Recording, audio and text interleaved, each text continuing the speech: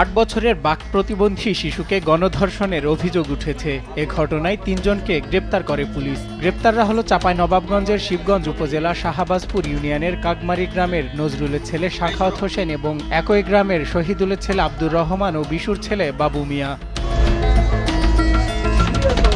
শিশুটির স্বজনরা জানায়, বৃহস্পতিবার রাত 8টার দিকে শিশুটি মসজিদে তারাবি নামাজ পড়তে গেলে অভিযুক্তরা সুযোগ বুঝে পাশের একটি আমবাগানে নিয়ে গিয়ে মুখে গামছা পেঁচিয়ে পালাক্রমে ধর্ষণ করে। নামাজ শেষের পরেও মেয়েকে না পেয়ে ঘটনার 2 ঘন্টা পর ওই বাগানে থেকে মেয়েকে উদ্ধার করে বাবা। পরে অভিযুক্ত 3 জনকে আটক করে পুলিশে দেয় স্থানীয়রা। এদিকে শিশুটি সদর হাসপাতালে চিকিৎসাধীন রয়েছে। শিবগঞ্জ থানার ওসি গোলাম কিবরিয়া বিষয়টি নিশ্চিত হয়ে বলেন, 3 জনকে আসামি করে মামলা হয়েছে এবং আসামিদের আদালতে পাঠানো হয়েছে।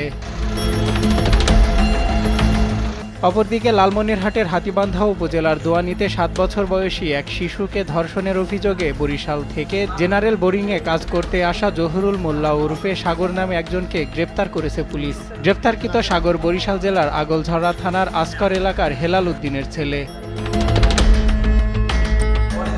স্থানীয়রা জানায়, বিদ্যুৎ সংযোগ নেওয়ার অজুহাতে ভুক্তভোগী শিশুর বাড়িতে যায় সাগর। এ সময় বাড়িতে একা থাকা 7 বছর বয়সী ওই শিশুকে 20 টাকার নোট দিয়ে লোভ দেখিয়ে ধর্ষণ করে সাগর।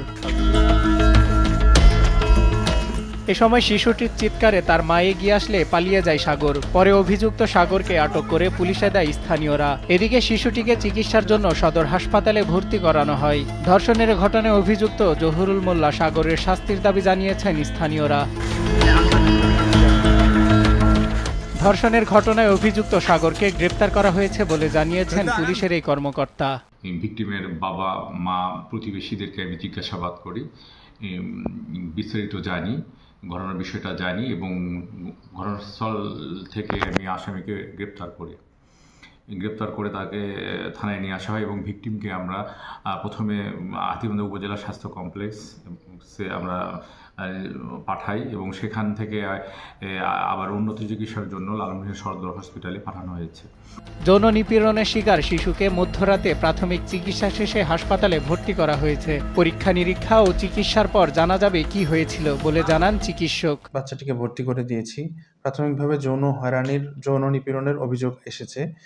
মুমূর্ষু বা এ ধরনের কোনো সিরিয়াস অবস্থায় পাইনি। বা যৌন হয়রানির মাত্রাটা কীরকম, যৌন নিপীড়নের মাত্রাটা কীরকম ছিল এ বিষয়ে তাকে পুনরায় একজন নার্স এবং পরবর্তীতে একজন গাইনি ডাক্তার অ্যাসেস করার পর তার চূড়ান্ত অবস্থা সম্পর্কে জানা যাবে। সম্প্রতি ধর্ষণের ঘটনা বৃদ্ধি পাওয়ায় উদ্বিগ্ন সচেতন সমাজ।